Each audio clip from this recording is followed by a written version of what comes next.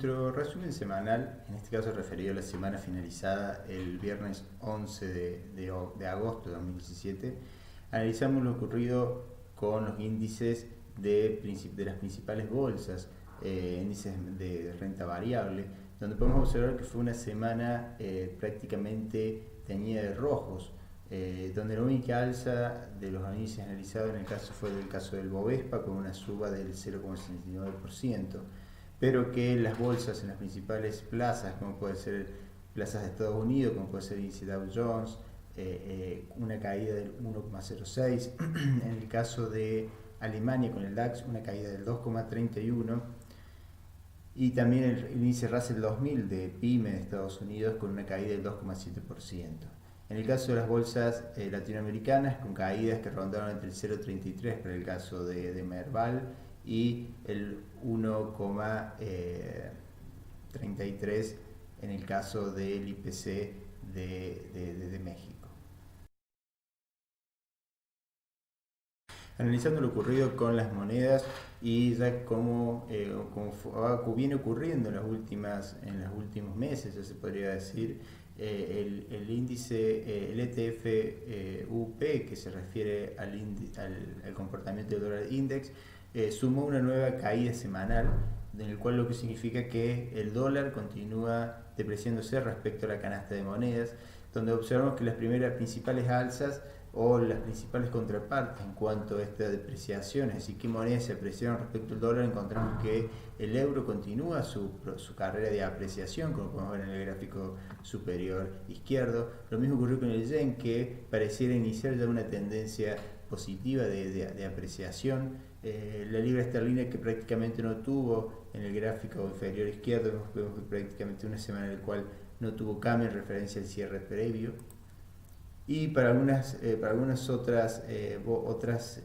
monedas prácticamente vemos que estuvo bastante estabilizado, ya sea para la corona sueca, para el dólar australiano, y sí una fuerte reacción de lo que venía ocurriendo con el franco suizo.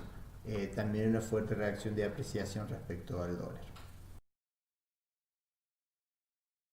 Analizando lo ocurrido con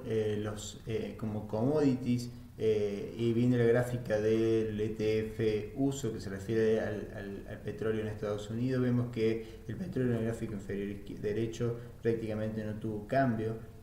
sí una variación en relación a la apertura de la semana, sí una leve caída respecto al cierre de la semana pasada, donde sí vemos también que tanto la plata como el oro fueron activos o fueron commodities que en sus ETF representaron importantes subas intrasemanales. Y si nos concentramos con lo ocurrido con commodities ya más que nada agrícolas o de interés para nuestra región, observamos que prácticamente, o mejor dicho, los tres analizados tradicionalmente, que sería el caso del maíz en el gráfico superior izquierdo, el caso del trigo en el superior derecho y en el inferior izquierdo la soja, vemos que ambos tuvieron una semana de caída en sus ETF, mostrando un debilitamiento de estos commodities agrícolas, y por lo tanto una consecuencia en cuanto a caídas en dólares que afectan o que podrían afectar las rentabilidades de ciertas actividades de economía real, en el caso argentino. Ya en el mercado local, y concentrándonos en lo ocurrido en los activos de renta variable, teniendo en cuenta que fue una semana previa a las PASOs, lo que significó para nosotros una gran medida, una gran encuesta a nivel nacional sobre la capacidad de voto que tenían las diferentes propuestas, y más que nada una primera prueba en cuanto a cuál es el respaldo político que cuenta el gobierno nacional y en todo el territorio nacional, sobre todo. Observamos que fue una semana en la cual el índice Merval en dólares tuvo una caída del 1,06%, es decir, el 0,33 de caída en pesos también se le suma una pequeña devaluación más.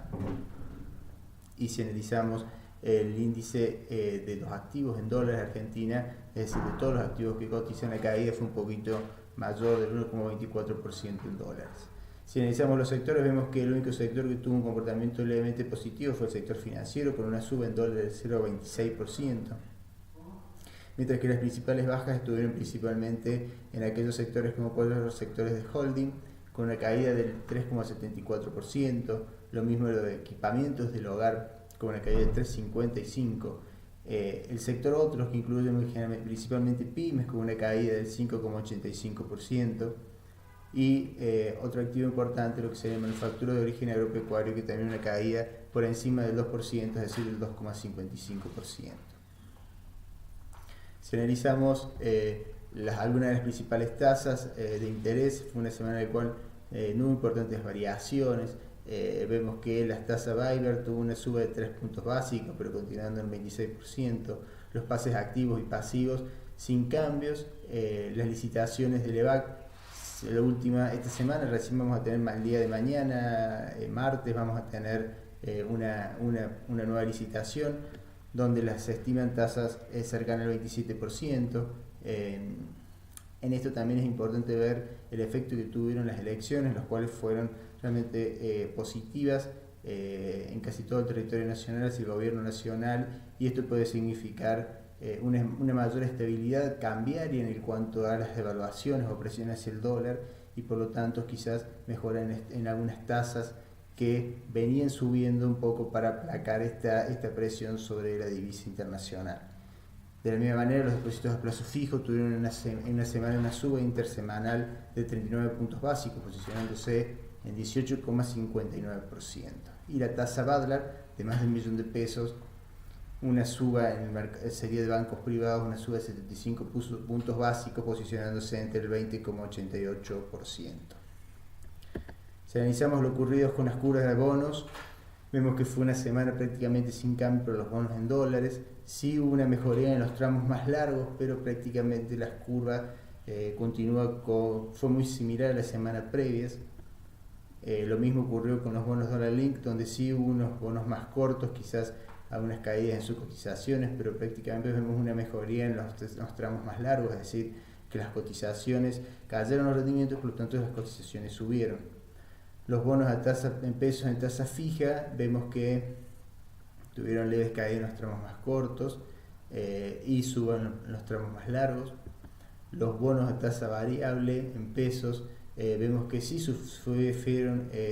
pérdidas en sus cotizaciones, y por lo tanto la curva se trasladó de forma vertical y en prácticamente todos los puntos de la misma, y los bonos en pesos Macer, que tuvieron mejoría en los tramos más cortos. Bueno, entonces un poco lo que ocurrió en la semana, una semana donde podemos ver que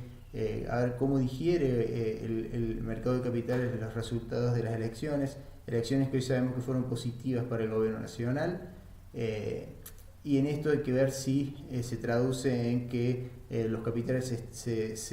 dejan de irse hacia, o dejan de migrar hacia la divisa internacional y vuelven a posicionarse en activos en pesos, lo cual significaría una mejoría en muchos de estos activos de los cuales hemos estado mencionando y trabajando. Bueno, que tengan una excelente semana, nos estaremos viendo la semana próxima.